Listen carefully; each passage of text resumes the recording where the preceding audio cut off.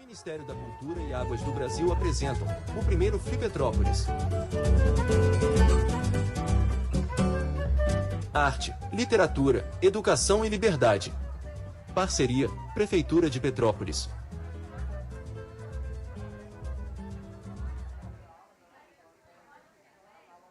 Boa tarde a todos. Teremos um encontro agora entre Jamil Chad, que é jornalista e escritor, correspondente na Europa há 2 décadas, com escritório na sede da ONU em Genebra, é autor de 7 livros e embaixador do Instituto ADUS, conselheiro do Instituto Vladimir Herzog e membro da Comissão de Liberdade da Expressão da OAB de São Paulo. Escreveu livros como Ao Brasil com Amor, em parceria com Juliana Monteiro, Política, Propina e Futebol e Luto, reflexões sobre a reinvenção do futuro. Patrícia Espírito Santo é jornalista e doutora em Ciência da Informação, especializada em moda e sexualidade humana. Há um lugar para mim na casa de meu pai, é o seu livro mais recente. Boa mesa.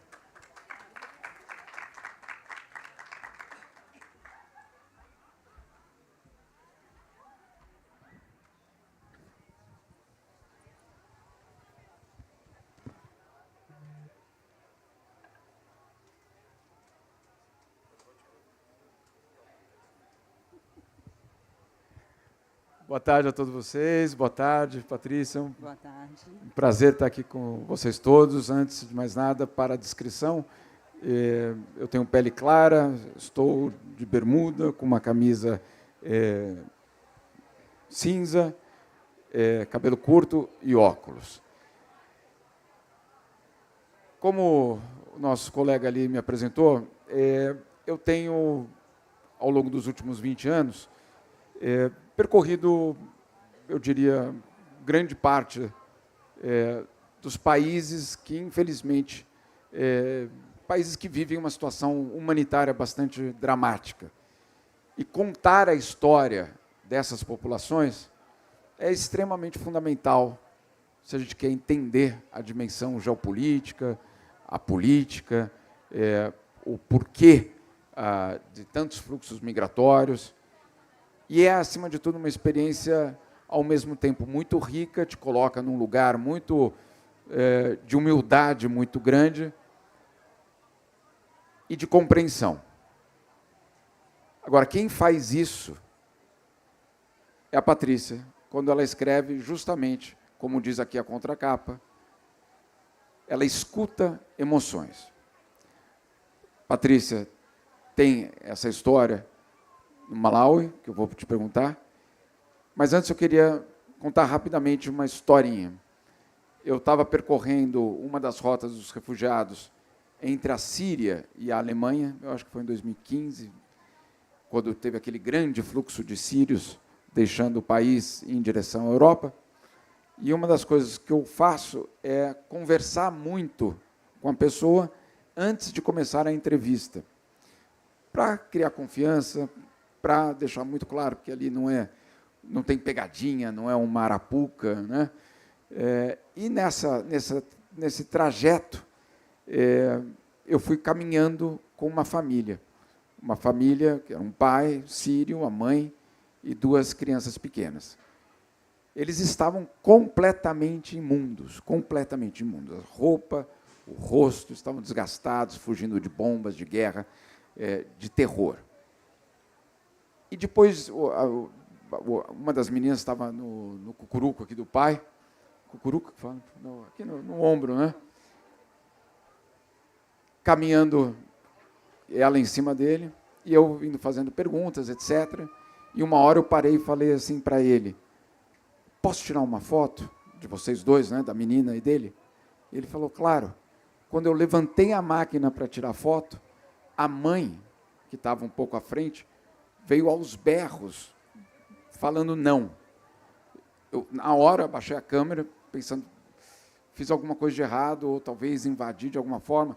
A mãe não, ela tirou um lenço completamente imundo e foi limpar o nariz da filhinha, terminou de limpar e me disse: agora pode tirar foto.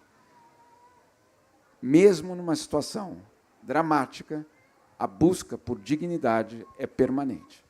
E o que aquela mãe fez é o que qualquer mãe, em qualquer lugar, teria feito, de não deixar a sua filha ser fotografada com o nariz sujo, ainda que ela estivesse inteiramente nessa situação. Eu só estou contando essa história porque eu acho que a experiência da Patrícia é justamente sobre dignidade e escutar essas pessoas se apresentando dessa forma.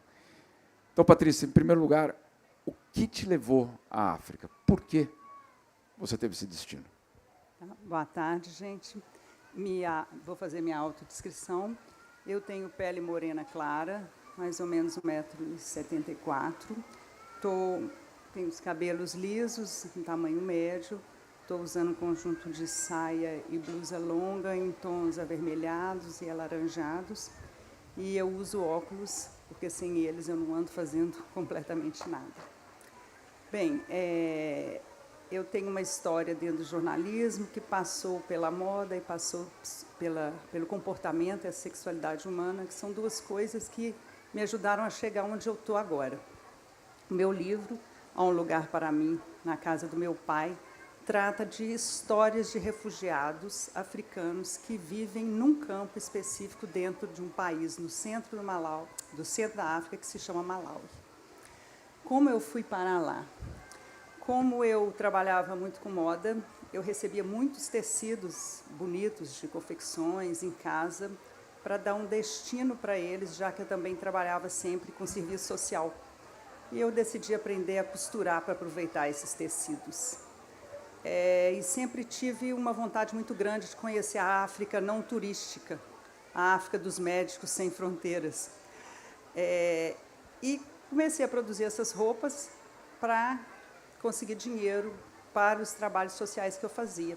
Até que eu conheci uma ONG brasileira que se chama Fraternidade Sem Fronteiras e vi que eles levavam caravaneiros aos países da África onde eles tinham projetos. E me inscrevi numa caravana exatamente para o Malawi, que era um país do qual eu muito pouco sabia, só sabia que o filho da Madonna tinha sido adotado lá. E me inscrevi para essa caravana, era uma caravana de saúde. Eu ia ajudar médicos a pesar crianças, a ajeitar fila, a distribuir remédios. E me lembrei que eu tinha uma máquina de costura em casa que estava esperando uma demanda. E perguntei, posso levar uma máquina de costura? A coordenadora do projeto falou, pode, a gente tem vontade de fazer uma oficina de costura aqui no final do ano. E acabei levando 4 máquinas, larguei os médicos e montei uma oficina de costura. O que é um campo de refugiados? É um lugar, especificamente esse no Malawi, atualmente tem 55 mil pessoas que fugiram dos seus países por causa de perseguição. Perseguição política, perseguição étnica, perseguição por território e por orientação sexual. Como eu sou jornalista, comecei a conviver demais com eles. Eu vou 2 vezes por ano, normalmente, fico 30 dias cada vez que eu vou, e comecei a escutar as histórias deles. E a gente tem que ter um cuidado muito grande quando a gente pergunta para alguém, o que te trouxe aqui? Você tem que estar preparada para ouvir a resposta. As respostas que eu ouvia eram respostas que a gente... Se você não tem um pouco de autoproteção, você desmorona. Essas pessoas fugiram de ataques sangrentos. Imagina, nós estamos aqui conversando. Aqui, todo mundo. Nós somos atacados, cada um de nós vai para um lado, os que sobrevivem. E nós não vamos nos ver nunca mais, provavelmente. E essa dor, essas histórias que eu escutei e coloquei no papel. Para que todos nós possamos saber o que está acontecendo? Isso está acontecendo lá na África agora. Não é uma coisa da década de 90, da década de 80 ou da época das colônias. Ainda acontece, os genocídios ainda estão em curso em vários lugares, em vários pontos da África nesse momento. E dentro da essa coisa do que o jornalista tem, que é uma fissura de ter que escrever, ter que levar para o resto do mundo as histórias que a gente percebe, é que me fazem chegar até aqui e estar aqui agora conversando com vocês. Muito bom, muito bom. Há uns anos, eu não sei o que eu fiz de errado, mas o meu editor, na época, me ligou um dia e falou assim, Jamil, a gente queria te mandar para o pior lugar do mundo. pode escolher, né? Identifique o pior lugar do mundo e você vai ter que ir para lá. Eu não sabia se era uma punição, mas, no fundo, era, obviamente, uma super história, né? E era um lugar específico, a gente identificou o IDH mais baixo entre Etiópia e Eritreia, etc. Fazendo essa viagem, Patrícia, eu também parei em Dadaab, que é um campo de refugiados no Quênia, para vocês terem uma ideia, com 500 mil habitantes. 500 mil habitantes. Né? É gigantesco. E chegando lá, eu fui surpreendido, porque me falaram, olha, você vai ficar numa das barracas, etc., tá bem, arrumando. Aí eu perguntei, e tem algum lugar, tem algum tipo de... Imagina uma cidade de 500 mil habitantes. Eu perguntei, tem um centro? Né? Claro que tem um centro. Falei, aonde que é? Falou, é ali, tal. Eu falei, tem nome, se eu me perder? Tem. Qual o nome? Champs-Élysées. Eu falei, como é que é? Champs-Élysées.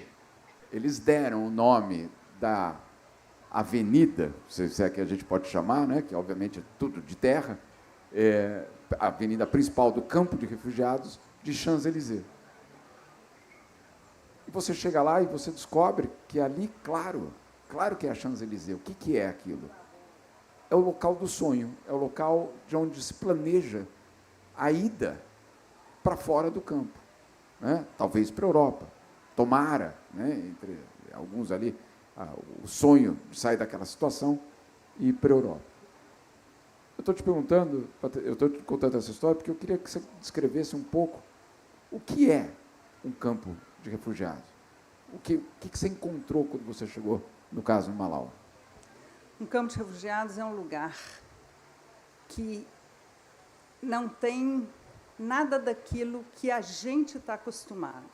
A gente fala em infraestrutura básica para nós, quando a gente fala, essa cidade tem uma infraestrutura ruim, quer dizer, não tem esgoto, não tem água. Água é conseguida em poços artesianos. Imagina um lugar com 55 mil pessoas, deve ter uns 7 poços artesianos hoje. Há 10 anos, devia ter 1 ou 2. É ali que eles conseguem água. Então, eles andam, as crianças não têm brinquedos. A gente não vê bola, a gente não vê boneco, a gente não vê carrinho. A gente vê as crianças carregando 2 coisas. Uma nas costas ou na frente, que é o irmãozinho. Aprendeu a andar, consegue carregar um pezinho, carrega o irmãozinho. Então, eles brincam de casinha com bonecos vivos. Eles já começam a brincar com os bonequinhos vivos, que são os próprios irmãos. E na mão, um galão de 20 litros amarelo, onde eles põem água. Então, eles saem andando ao léu, assim, dentro do campo de refugiados. Nunca tem uma mãe correndo atrás deles, né, porque eles se auto-olham. E vendo um buraquinho que eles consigam entrar ali no poço artesiano, e a água é removida manualmente, quer dizer, tem que ter força física. Vendo um espaço para pegar essa água, eles enchem aquele galãozinho para levar para casa. Esses são os 2 brinquedos que eles têm. Quando muito e conseguem encontrar lixo, plástico principalmente, eles embolam e fazem uma bolinha. É um lugar, gente, que não tem lixo. Não tem lixão, não tem cesto de lixo, porque lixo só existe onde há consumo. Onde não há consumo, não há o que jogar fora.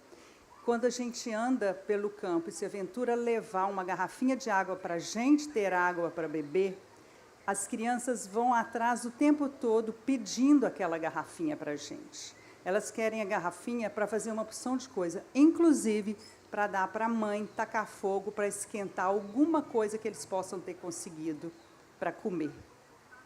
Não tem, os banheiros são coletivos e são administrados por eles mesmos. E um lugar onde tem água, mas o acesso é tão difícil, a gente consegue imaginar, ou quer dizer, acho que é até difícil imaginar, o estado em que fica um banheiro desse.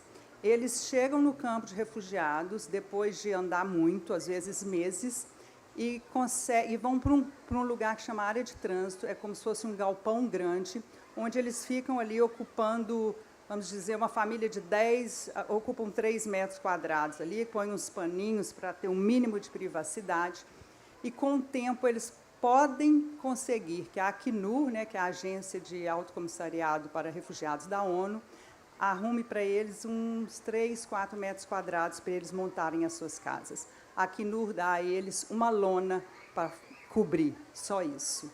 Eles têm que construir o próprio tijolo que eles tiram da terra em frente ao lugar que eles ganharam, fazem com água, só água, põe no sol, então as casas são baixas, porque corre risco de cair, dissolver sempre, as janelas são deste tamaninho, e eles vivem ali dentro, a família inteira. E aí, o número de crianças, assim, a metade da população do campo de refugiados é de crianças, por vários motivos. Os africanos têm muitos filhos. O meu tradutor falou uma frase comigo que traduz perfeitamente essa ideia deles. Todo mundo fala, meu Deus, mas vocês têm filhos demais nessa fome. Por que vocês têm tantos filhos? Ele falou assim, nós não temos dinheiro, nós temos filhos. São os nossos tesouros. Enquanto nós, do lado de cá, estamos lutando pelo dinheiro, eles estão lutando pelos filhos. Então, e tem muitas mulheres, porque nesses conflitos africanos, os primeiros a morrerem são os homens, são os que vão para as guerras, são os que são perseguidos. Então, elas fogem, elas conseguem fugir em maior número, carregam os próprios filhos e os filhos dos que não conseguiram sobreviver, e, ao longo do caminho, vão ganhando mais filhos. Chegam lá, às vezes, com 15 filhos. São todos seus, são todos meus, mas você vai investigar, são 5 dela, 3 da outra pessoa que morreu ali, 2 da irmã que morreu lá, e vivem nesses cubículos, nessas situações. Eu acho que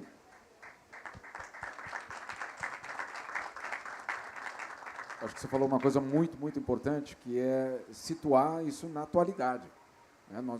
Nós não estamos falando de história nem do século XX, nem de outro momento.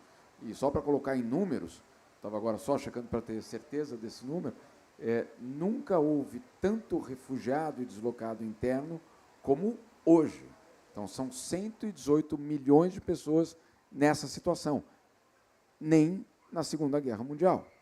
Então, é um momento em que o planeta vive, sim, uma explosão em número de refugiados e deslocados internos. Agora, tem um ponto absolutamente fundamental. 80% deles estão em outro país pobre. Não estão na Alemanha, na França sendo invadida. Não é verdade. Quem está, se a gente quisesse falar de invasão, quem está sendo invadido?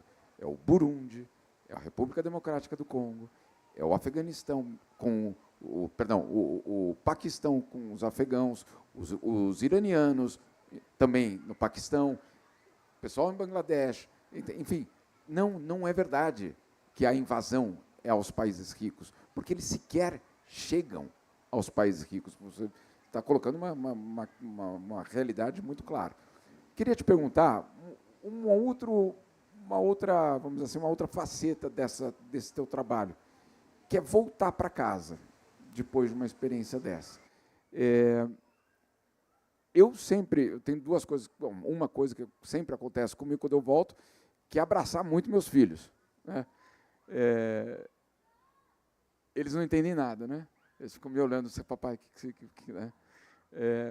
Mas como é que é essa volta? E quando você volta, vamos dizer, para o Brasil, qual que é o próximo passo? Voltar para a África? Primeiro, a gente começa com a preparação para ir. Porque, de alguma forma, quando você compra passagem, a gente começa a pesquisar, né? Onde eu vou, o que será que tem lá, e a gente já começa a ter aqueles choques, mas só de imagem, né? E de ouvir contar. A gente chega tendo uma expectativa de encontrar uma coisa, igual eu estou falando com vocês aqui, vocês criaram uma imagem de um campo de refugiados, mas na hora que a gente chega lá, a imagem é outra. É sempre muito pior, porque a gente não tem um conteúdo mental para criar a realidade como ela é, porque os nossos parâmetros é a nossa pobreza e a nossa miséria. A hora que a gente chega, já tem esse choque. Muitas pessoas, quando vão, não aguentam, tem casos de pessoas que chegam, ficam 2 dias com loucas para ir embora, porque eu não aguento. Tem gente que chora, vai dormir e chora a noite inteira. Eu já fui com uma couraça que eu mesma me coloquei. Eu vou com a curiosidade científica, eu vou como jornalista, eu tenho que aguentar e eu tenho que ouvir as histórias. E isso me fortaleceu muito quando eu comecei a conviver com eles, e quando eu comecei a colher os depoimentos. Eu te confesso que eu ouvi um a um das pessoas com quem eu conversei. Elas choravam muito, porque elas relembram, né, o momento da fuga e toda a trajetória. Choram, o tradutor engolia. Muitas vezes o tradutor só conseguia me acompanhar em uma visita por dia, porque ele sofria muito, ele precisava recompor as energias, e eu aguentei firme. Eu acho que talvez pelo mesmo motivo que faz com que eles estejam vivos até hoje, que é uma fé de que o mundo ainda pode mudar. Eu tenho essa esperança. Nós vamos transformar isso aqui, o mundo como um todo, num melhor lugar. E a gente tem que passar por todos esses lugares, né? Porque não é através da nossa ignorância ou a gente colocando isso. Essa dor não me pertence. A dor dos refugiados africanos, eles estão se matando entre eles, isso é problema deles. Não. Esse é um problema nosso. Até porque, né, fomos, de uma maneira geral, todo o mundo alimenta essa situação deles. A gente não quer saber o que está acontecendo lá, a gente só quer receber aqui as benesses. Esse é o nosso problema, a gente tem muito o que fazer. Então, eu tenho muita fé, sabe? O nome do livro é Há um Lugar para Mim na Casa do Meu Pai, é uma frase que um dos refugiados me falou, que me comprovou a pergunta inicial que eu tinha. E me comprova até para mim mesma a sua pergunta do que me faz ter força para ir e voltar. Eu questionei como alguém que viu a família inteira ser morta na sua frente, morta a facada, antes tem estupro, tem uma série de coisas que quem vai ler o livro vai ver. Não é tão simples, não é um ataque simples. E passa meses, às vezes, caminhando, apanhando a cada país que entra, a cada fronteira que atravessa. Chega no campo de refugiados, tem que viver nessa situação que eles vivem.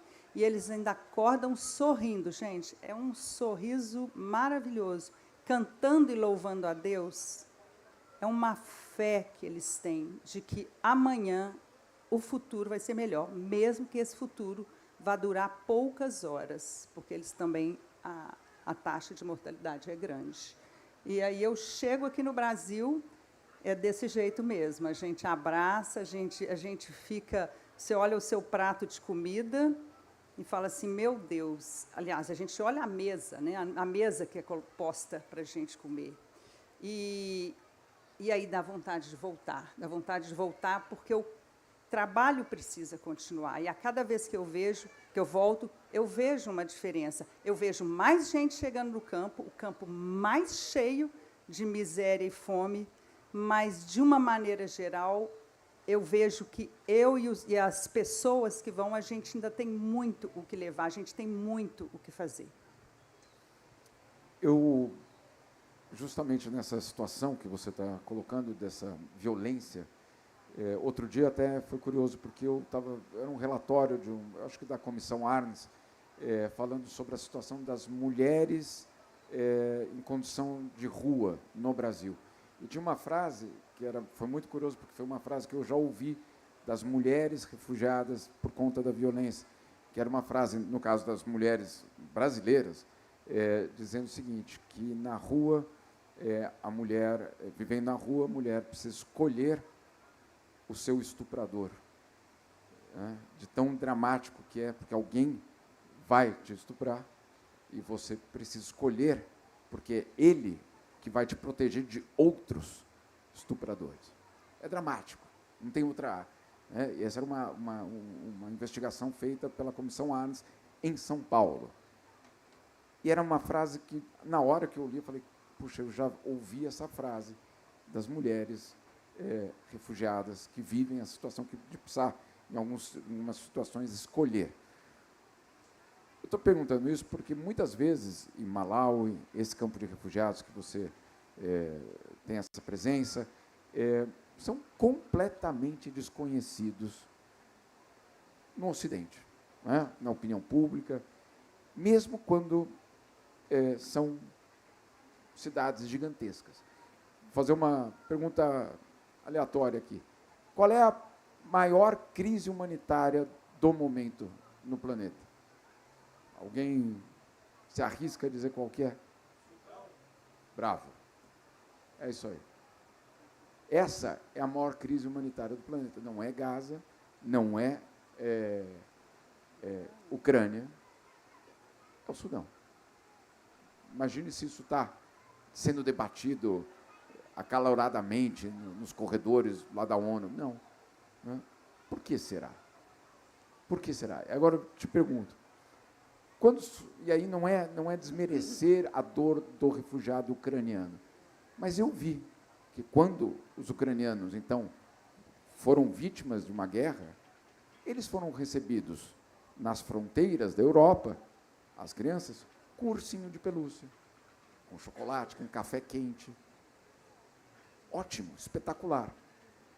Mas os outros, que vêm já há décadas, todos os dias, tentando cruzar as fronteiras para chegar à Europa, por que eles não são refugiados? Porque a bomba é a mesma, a dor é a mesma. Então, eu te pergunto, por que essa invisibilidade? O que é essa invisibilidade? É uma invisibilidade real. A gente vê isso até nas próprias Nações Unidas, né? A Acnur, que é a Agência de Refugiados da ONU, ela tem atuações, eu já vi ela atuando em 2 lugares. Uma aqui no Brasil, lá em Roraima, né, em Boa Vista, junto aos refugiados venezuelanos, e atuando também no campo de refugiados do Malaui. Parecem 2 entidades completamente diferentes. Aqui no Brasil, o Brasil é um país de maior visibilidade, né, que dá mais visibilidade à própria ONU no contexto mundial do que os países africanos e paupérrimos. Então, eles são tratados de uma forma diferente. Para vocês terem ideia, alguns refugiados, nem todos, e não se sabe bem, ninguém sabe dizer qual é o critério, nesse campo no Malaui, a cada família recebe $7 por mês para alimentar. Aqui no Brasil, eles já recebem aquelas cabaninhas de fibra de vidro para eles morarem. A Acnur, junto com o Exército Brasileiro, ajuda os refugiados venezuelanos a conseguir emprego no resto do Brasil, encaminha. Né? E lá no Malaui, não. O que eles recebem da Acnur é uma lona para colocar na casa, que um dia eles possam vir a ter. E os $7 algumas famílias para se alimentar. E o problema esses $7 tem um valor menor ainda quando a gente imagina que no campo de refugiados do Malaui, eles não podem sair do espaço, não tem uma cerca, não tem um muro. Eu não sei onde começa e onde acaba, mas todos os refugiados sabem que dali eles não podem ir. Saem, tentam sair, vão para a capital, tentam fazer uma opção de coisa, mas quando são pegos, apanham demais, são presos, é terrível, assim. Quando eu estava lá em maio do ano passado, colhendo depoimentos, eles foram na capital, pegaram uns 400 refugiados que estavam lá, prenderam, foi um caos, foi um tumulto, botou tudo no ônibus, despejou todo mundo lá dentro do campo de refugiados. Isso o país, né? Porque, na verdade, a própria ONU não tem muito o que fazer, a não ser administrar um campo de refugiados, mas as leis são daquele país. Isso mesmo. Nesse teu trabalho, e eu acho que isso é importante você explicar, a gente poderia dizer, bom, por que então você manda dinheiro, ou manda comida, ou manda remédio? Por que o teu caminho é outro? E qual é a lógica de fazer algo diferente? A gente sabe que quando a gente está com muita fome, um prato de comida resolve. A gente mata a fome, mas ele resolve ali nas próximas 4 horas, dependendo da quantidade que a gente come, até um pouco mais ou um pouco menos, mas depois a fome volta. A sede é a mesma coisa, a gente mata a sede naquela hora, daí a pouco a gente está morrendo de sede. O que a gente faz, né, o que eu faço através das oficinas de costura que eu monto também em outros países africanos, através da Fraternidade Sem Fronteiras, a gente se estabelece no lugar. Uma das primeiras coisas que a gente quer é montar uma escola. Montam as escolas, a gente monta as oficinas. Lá para o campo de refugiados do Malaui, a gente tem oficina de costura, tem marcenaria, tem biocarvão, tem oficina de arte, agora vai ter padaria. O dinheiro vai chegando e a gente vai transformando em oficinas e aumentando o número de salas de aula, exatamente para que essas pessoas possam fazer a própria vida delas, deixar de depender tanto da gente. Então, a gente pega quem está chegando e aqueles que já estão há mais tempo podem conseguir andar com as próprias pernas. E se eles não podem trabalhar nem estudar fora do campo, adquirindo a profissão ali, eles podem exercer isso tudo ali dentro do campo de refugiados. Então, o importante é a gente formar essas pessoas e educar as crianças, que são pelo menos metade desse campo, crianças e jovens. Em 2007, no Burkina Faso, eu fui a uma cidade e a festa ia ser muito grande, porque era o dia da inauguração da luz elétrica naquela cidade. 2007. Vai desmoronar. Vai desmoronar. Em 2007, um lugar do mundo, uma cidade, de fato, não era um campo de refugiados, uma cidade ia ter pela primeira vez luz elétrica. Eu fui no dia da inauguração. Eu me senti num filme, né? Obviamente. Você imagina o que aquela luz elétrica iria representar para aquela cidade, em termos de tudo, absolutamente tudo. Porque era tão paradoxal que eles tinham sinal de celular, às vezes, e não tinha internet. E não tinha luz elétrica. Claro, tinha um problema de carregar o celular, então eles carregavam na bateria dos carros. Eles faziam uma gambiarra, ligavam o carro e a bateria do carro carregava os celulares. Né? Então, tantas vezes por dia, tinha um carro que era ligado e eu me lembro uns 10 cabos completamente, né, imaginando a segurança daquilo, carregando celulares justamente nessa situação. Patrícia, o que é, por exemplo, no campo de refugiado, onde, na maioria das vezes, não há luz elétrica, o que é trabalhar e ou buscar trazer algum tipo de desenvolvimento quando nem luz elétrica tem? Quais são as alternativas que você tem? Eu vou contar para vocês uma história que aconteceu comigo da segunda vez que eu voltei. Eu implantei uma oficina bem inicial, assim, e voltei 6 meses depois. E, nesse intervalo de 6 meses, eu montei uma coleção de roupas para fazer com os tecidos africanos. Fiz peça piloto, fiz PMG, GG, uma opção de moldes, coloquei na mala para voltar para o Malaui. Eu desembarquei, a minha mala não desembarcou comigo. Eu esperei um dia, eu esperei 2 dias, e os alunos todos lá me esperando, né, para eu vem me ensinar, e o meu material todo se perdeu. Quando deu 2 dias, eu percebi que a minha mala não viria. Eu falei, eu tenho que fazer alguma coisa. Eu tenho que fazer alguma coisa com o que eu tenho. Eu tenho a minha cabeça, eu tenho a minha memória, eu tenho a minha vontade. Aí eu passei as 5 próximas madrugadas sentada num chão, emendando página de revista de bordo. Naquela época tinha muita revista de bordo, que eu tinha pego para levar para a escola, para as crianças fazer colagem. Emendei aquelas folhas com durex, cortei os moldes para, durante o dia, ensinar para eles. Isso me ensinou uma coisa que eu acho que vale para a minha vida toda: adaptar.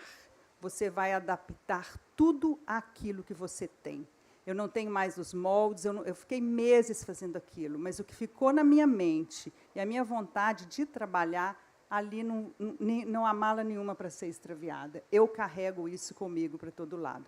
Então, da primeira vez que eu fui, eu consegui energia durante 1 hora por dia, porque o Malaui não produz energia elétrica, importa da África do Sul 6 horas de energia por dia, e, obviamente, não ia ser no campo de refugiados que essa energia ia chegar.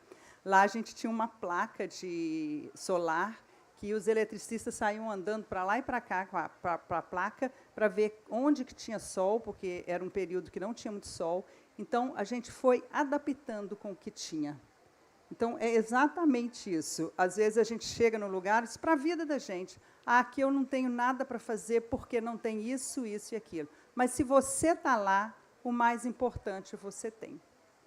Né? E agora, assim, aos poucos, a gente foi conseguindo verba e, nas oficinas de costura, a gente tem o equipamento de energia solar, que custa 5 vezes mais caro. A tecnologia lá está 20 anos atrás da nossa tecnologia aqui, e custa 5 vezes mais caro do que a gente paga aqui, por questões óbvias. Né? Nós estamos falando da África. Eu queria te fazer uma pergunta que, na verdade, a Scholastic já citou antes, e é uma grande preocupação, obviamente, principalmente das organizações que trabalham em locais onde a crise humanitária é muito profunda. Como evitar o risco do paternalismo? Por que eu te pergunto isso? A Scholastic ali foi muito clara, mostrando que, em muitas ocasiões, aqueles que supostamente vinham ajudar acabavam desfazendo a estrutura, o tecido social daquela comunidade. Quando não, explorando, literalmente explorando. Como evitar esse paternalismo? De que forma atuar sem recriar uma situação de superioridade, de colonialismo, de imperialismo? Como fazer isso?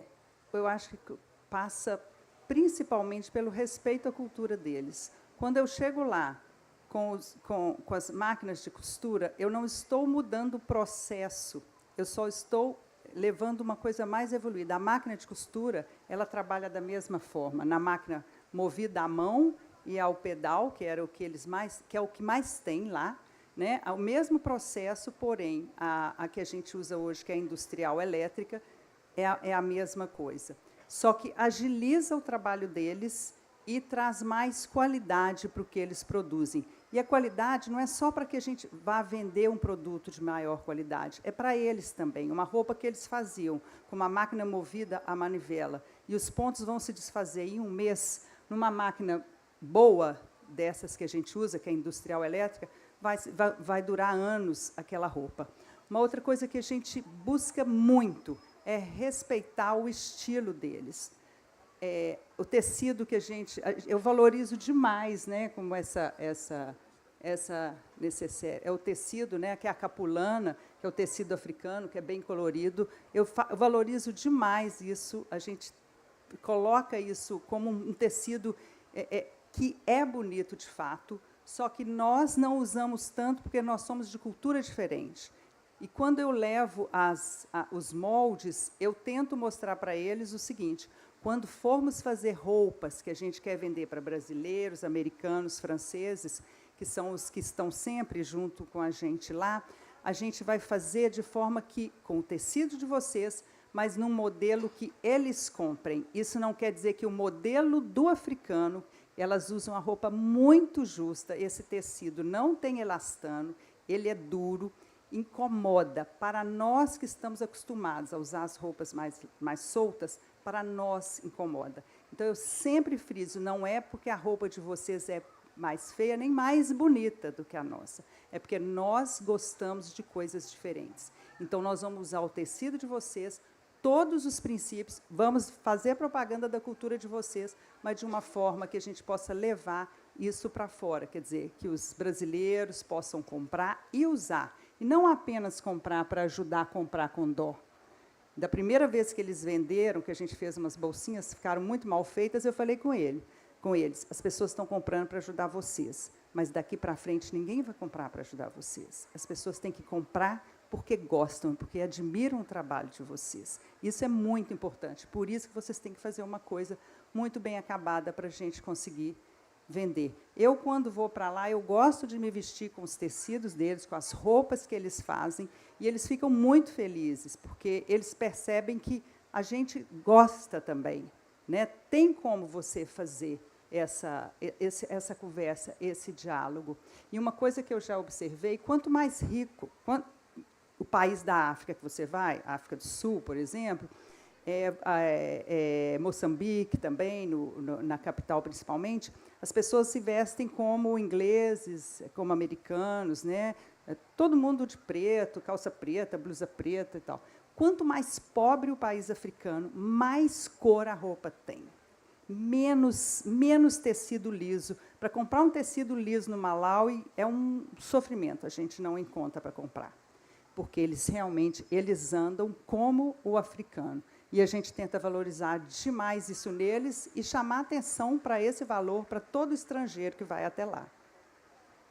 Perfeito. Olha, eu gostaria, a gente tem muito pouco tempo, mas eu gostaria de saber se alguém tem alguma pergunta. Caso contrário, eu vou começar a encerrar com uma última pergunta para você, mas se alguém aqui tiver alguma pergunta, fiquem à vontade também. Senhora ali?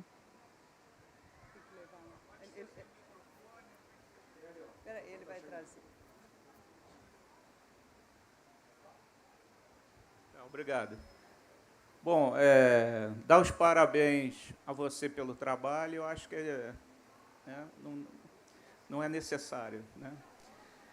Eu queria saber o seguinte, qual é a expectativa desse povo? O que eles querem? Né? Voltar para suas casas? Eles querem ir para outro lugar? Eles querem ir para outro país? Eles querem continuar vivendo ali naquele local? Qual é a expectativa que eles têm, né, para a sua vida no futuro? A gente tem... assim, os jovens têm uma expectativa, os mais velhos, bem diferente dos mais... Os mais velhos estão mais conformados. Eu vou morrer aqui, eu vou continuar aqui. Eles têm até um discurso mais de conformismo mesmo. Os jovens, não. Os jovens falam, não, nós não queremos ficar aqui, nós temos que sair daqui, nós temos que fazer um movimento. Então, eles fazem, inclusive, movimentos artísticos. Eles dançam, eles cantam, eles fazem poesia, eles fazem festivais culturais, onde eles tentam, ao máximo, passar, sabe, extravasar esse desejo de sair dali e de ser outras pessoas. Muitos batalham muito, estão batalhando muito para sair como um refugiado mesmo, a ser aceito em outros países, principalmente Estados Unidos, Alemanha, Inglaterra, é o sonho de consumo da maioria. Só que, na realidade, na vida prática, é muito difícil para eles saírem de lá. O que acontece com o refugiado? Ele chega num país, ele pede ao país o título de refugiado. O país é que concede. Esse é um título que tem que ser dado gratuitamente para um refugiado. Eu te reconheço como uma pessoa que viveu perseguição e tal, então você vai ganhar esse título. O que acontece no Malawi? Eles, os refugiados, acusam os funcionários do governo de cobrar para dar a eles esse título. Então, já começa assim, não tem dinheiro para comer, não vai ter dinheiro para comprar o título. Então, sem isso, eles não conseguem fazer um pedido de asilo.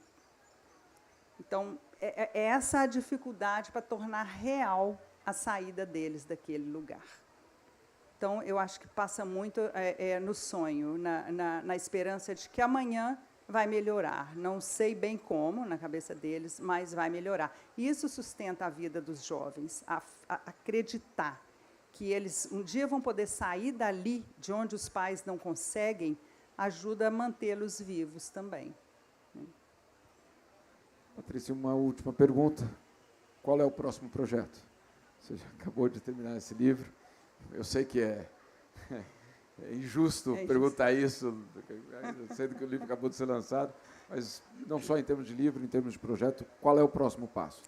A gente, na Fraternidade, a gente tem um trabalho também no sul de Madagascar, né, que é a ilha que está lá no sul da África. É um lugar que, pela minha visão, consegue ser pior do que um campo de refugiados. O problema maior do campo de refugiados está na emoção e na pobreza, e na emoção daquilo que eles carregam como história de vida deles, mas no sul de Madagascar não existe água, só existe água salgada. É um lugar que é de uma pobreza extrema, a desnutrição severa é uma coisa inacreditável. A gente vê diariamente pouco que você anda, você vê um número de crianças de 1 ano e meio pesando 4 quilos, pesando 5 quilos, um número enorme de crianças nessa situação, porque não tem água. Onde não tem água, não dá para plantar. Onde não dá para plantar, não tem o que comer, não dá para você criar animais, e eles vão sobrevivendo. E eu tive lá agora, em março, passei 20 dias lá, colhendo depoimentos, conversando com as pessoas, porque eu tinha uma pergunta. A minha pergunta aqui era como sobrevivem a toda essa história e continuam lutando pela vida. E eu concluí que é pela fé e pela esperança. Em Madagascar, a minha pergunta é como uma família de 10, 15 pessoas consegue sobreviver dividindo 2 litros de água durante uma semana. E essa água é uma água barrenta. Não é a água que a gente toma, não é essa água, nem a água que está jorrando ali na fonte. Eles colhem a água quando chove, eles colhem a água dos poços, igual poça d'água que forma na rua da gente. Eles colhem aquela água e eles consomem aquela água. Então, a minha pergunta é como pode... Porque a gente tem muita mania de falar assim, a gente pode viver sem comida, mas sem água a gente não vive. A gente vive sem energia elétrica, mas sem água a gente não vive. Pior é que não, o ser humano vive sem água. E aí o meu próximo livro vai ser exatamente uma tentativa de, através das histórias e depoimentos das pessoas que vivem lá, responder essa pergunta. Espetacular. Vou só concluir, sem mais nada, te parabenizando, porque, de fato, quando a gente fala no conceito de humanidade, humanidade ela vem com a presunção de que aquelas pessoas têm direitos. E, muitas vezes, em muitos lugares que você visita, isso é inexistente, é completamente inexistente. Então, quando você vai e faz esse trabalho, quando você vai e escuta essas pessoas e faz, por exemplo, esses produtos, você traz um pouco de humanidade para essas pessoas também. Então, parabéns, muito obrigado. Obrigada.